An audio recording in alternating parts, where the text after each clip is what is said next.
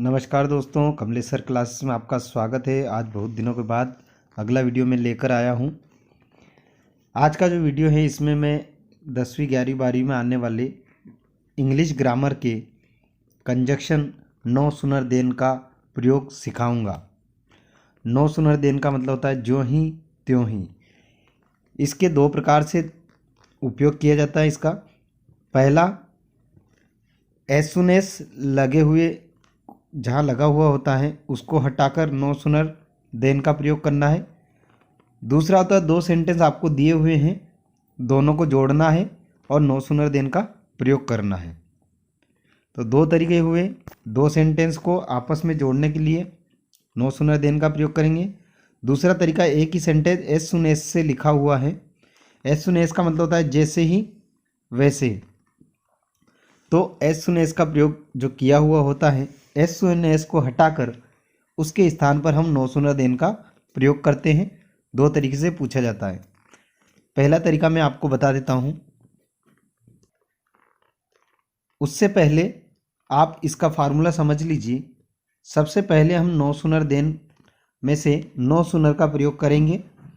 यहाँ देखिए, no sooner अलग हैं और देन अलग हैं।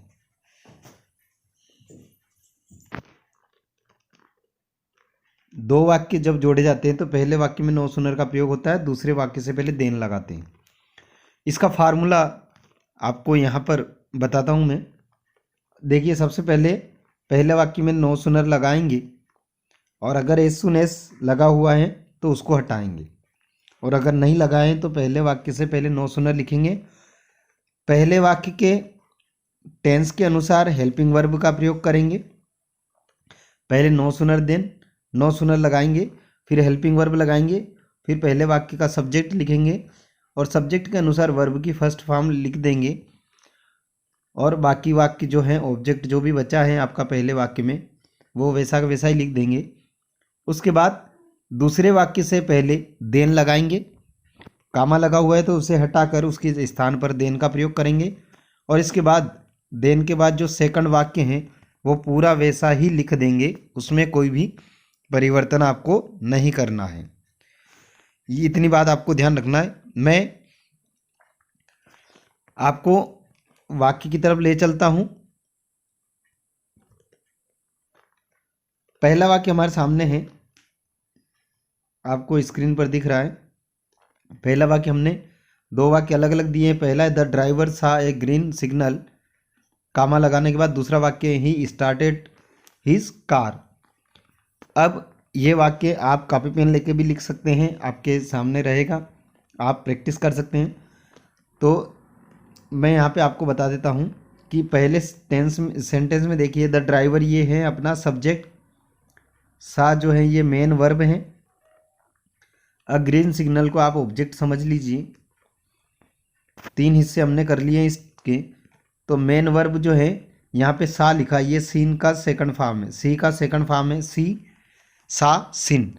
तो वर्ब की सेकंड फॉर्म कौन से टेंस में आती हैं तो आपको पता है। वर्ब की सेकंड फॉर्म जो आती हैं वह पास्ट इंडेफिनेट में आती हैं, पास्ट टेंस के लिए आती हैं। तो इसकी हेल्पिंग वर्ब क्या होगी? इसकी हेल्पिंग वर्ब होती हैं पास्ट इंडेफिनेट की डिड। क्या होती हैं? डिड। आराम से समझिएगा, इसकी डिड होती है, मतलब हमको डिड का प्रयोग करना है। हम इस सेंटेंस को लिखेंगे। सबसे पहले नो सुनर का प्रयोग करेंगे। सबसे पहले नो सुनर लिख देंगे। इसके बाद जो वर्ब आपको दिख रही है इसके लिए हेल्पिंग वर्ब लिखेंगे। तो हमने पहचान की थी कि ये पास्ट टेंस का सेंटेंस है, पास्ट इंडेफिनेट का, तो डिड लगा देंगे। No sooner did. इसके बाद सब्जेक्ट जो है द ड्राइवर, ये ऐसा कैसे ही लिखेंगे, द ड्राइवर। मैं नीचे बता देता हूँ, आपको उत्तर बनाया है, आप देख सकते हैं। नो सुनर पहले लिखा, सा वर्ब की सेकंड फॉर्म थी इसलिए यहाँ पे हेल्पिंग वर्ब में डिड लगाया। इसके बाद डिड के बाद सब्जेक्ट लिखा है द ड्राइवर, फिर ये जो सा था मेन वर्ब, इसकी फर्स्ट फॉर्म लिखी है सी अ ग्रीन सिग्नल, फिर ऑब्जेक्ट हमने पूरा लिख दिया है। और दूसरा वाक्य के यहाँ पे कामा लगा हुआ था तो कामे को रिप्लेस करेंगे और देन लगाएंगे। क्या लगाएंगे? देन। देन लगा दिया। इसके बाद जो दूसरा वाक्य हमारे पास था, ही स्टार्टेड हिज कार, वह पूरा वैसा ही लिख देंगे, ही स्टार्टेड हिज कार। इस तरह से हमको सेंटेंस बनाना है। इसमें आपको 2 सेंटेंस अलग अलग दिए थे। एक सेंटेंस और मैं समझा देता हूँ, आप कॉपी पेन लेके लिख सकते हैं। दूसरा सेंटेंस हमारे पास है, I finish my homework, I help my mother. मैं अपना होमवर्क खत्म करता हूँ, मैं अपनी मम्मी की मदद करता हूँ। यहाँ पे देखिए हमको सबसे पहले टेंस पहचानना है। 2 सेंटेंस हमारे सामने हैं।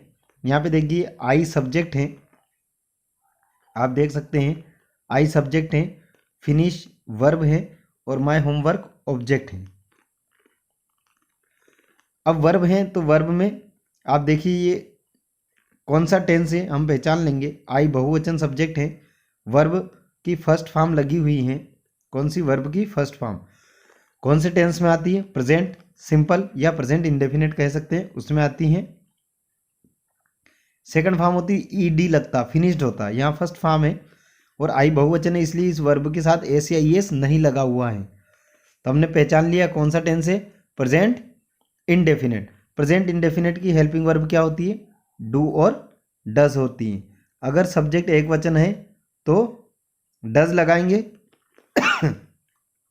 और सब्जेक्ट बहुवचन है तो डू लगाएंगे। यहाँ सब्जेक्ट आई है, बहुवचन है तो हम डू लगाएंगे। कैसे बनाएंगे?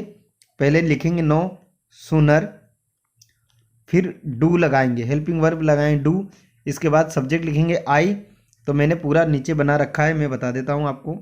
यहाँ पे देखिए नो सूनर लिखा, फिर यहाँ वर्ब की फर्स्ट फॉर्म है इसलिए यहाँ पर टेंस के हिसाब से डू या डज में से एक लगाना है। तो वर्ब जो सब्जेक्ट है वो आपका बहुवचन है इसलिए हम यहाँ पे डू का प्रयोग करेंगे।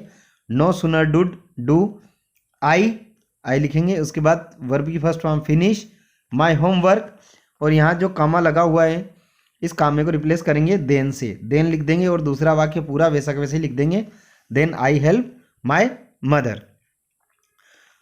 2 सेंटेंस मैंने इस तरह के बताए कि जो अलग अलग दिए गए हैं। अब ये 2 सेंटेंस आशा करता हूँ कि आपको समझ में आए होंगे। अब अगले जो सेंटेंस हैं वो एक सेंटेंस और हम पढ़ लेते हैं, आप बनाने की कोशिश कीजिएगा।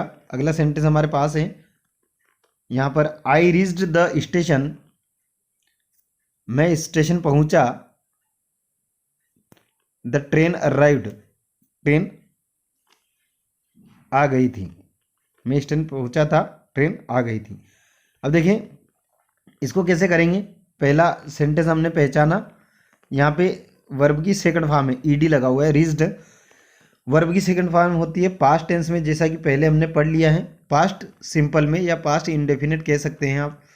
पास्ट इंडेफिनिट में इसकी हेल्पिंग वर्ब क्या होती है? डिड। तो हमको किसका प्रयोग करना है? डिड का।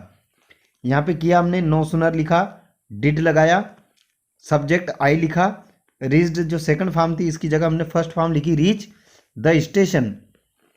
फिर इसके बाद ये जो कामा लगा हुआ है इसको रिप्लेस किया देन से, और दूसरा सेंटेंस ऐसा कैसे ही लिख दिया, द ट्रेन अराइव्ड।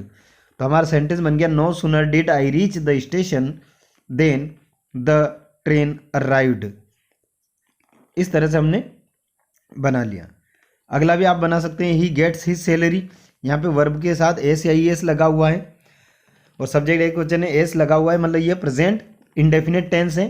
तो पहले में नो सूनर लिखने के बाद इंडेफिनिट टेंस और सब्जेक्ट एक वचन है तो इसके साथ डज लगेगा। तो यहाँ पे बना दिया no sooner does he, subject लिख दिया, इसके बाद जो वर्ब में एस ई एस था इसको हटाकर वर्ब की फर्स्ट फॉर्म लिख दी गेट, और ऑब्जेक्ट लिख दिया हिज सैलरी। ऐसे हो गया, no sooner does he get his salary.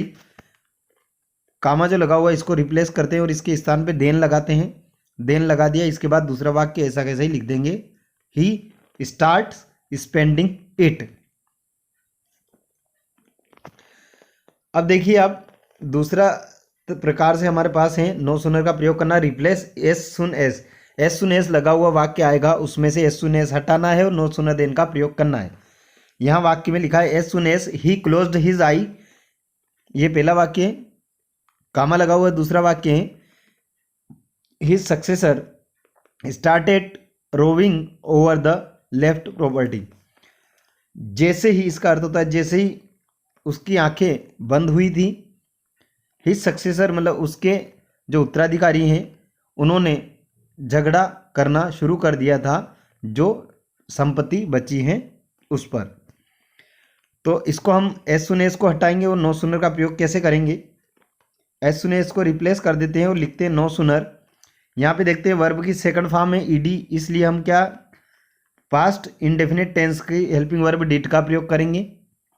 तो हमने यहाँ पे नो सुनर के बाद डिड लिखा, सब्जेक्ट ही है तो ही लिख दिया, क्लोज्ड जो सेकंड फॉर्म थी उसको फर्स्ट फॉर्म में कन्वर्ट कर दिया। तो no sooner did he close his eyes, और यहाँ पर कामा लगा हुआ है, इसकी जगह हमने देन लगा दिया। इसके बाद दूसरा जो वाक्य है पूरा ऐसा कैसा ही लिख देते हैं no successors his successors started roving over the left properties. आप इसको उतार सकते हैं, बहुत सिंपल है। एज सुन एज को हटाना है, हेल्पिंग वर्ब की जो फॉर्म है सेकंड फॉर्म हो तो हेल्पिंग वर्ब डिड लगाएंगे, वर्ब की फर्स्ट फॉर्म के साथ एस या ई एस हो तो डज लगाएंगे, और वर्ब की फर्स्ट फॉर्म में एस ई एस नहीं है तो आप डू लगाकर इसको बना सकते हैं। दूसरे वाक्य से पहले देन लगाएंगे। अगला सेंटेंस हमारे सामने है, इसको जल्दी से बना लेते हैं। वीडियो चूंकि ज़्यादा लंबा हो रहा है इसलिए हम थोड़ा सा जल्दी जल्दी आपको बता देते हैं, आप कॉपी पेन लेके कर सकते हैं। अगला sentence, as soon as the teacher entered the class, जैसे ही शिक्षक कक्षा में आते थे द स्टूडेंट्स ग्रीटेड हर, तो जो बच्चे हैं उन्हें शुभकामना देना शुरू हो जाते हैं। तो इसको बनाएंगे, एज सुन एज को हटाएंगे, इसकी जगह लिखेंगे नो सुनर एंटर्ड, यहाँ सेकंड फॉर्म लिखी है, आप देखिए सेकंड फॉर्म लिखी तो हम डिड लगाएंगे क्योंकि पास्ट टेंस का है। तो नो सुनर डिड, सब्जेक्ट लिख देंगे द टीचर, एंटर्ड की जगह ये जो एंटर्ड लिखा है इसकी जगह एंटर कर देंगे, वर्ब की फर्स्ट फॉर्म कर देंगे एंटर द क्लास, कामे की जगह देन लगाएंगे देन, और दूसरा वाक्य वैसा वैसे लिख देंगे द स्टूडेंट्स ग्रीटेड हर। अगला है हमारे सामने, as soon as the bell ring I opened the door, जैसे ही घंटी बजी थी मैंने दरवाज़ा खोला था। तो इसको कैसे बनाएंगे, एज सुन एज को हटाएंगे, इसकी जगह नो सुनर लिखेंगे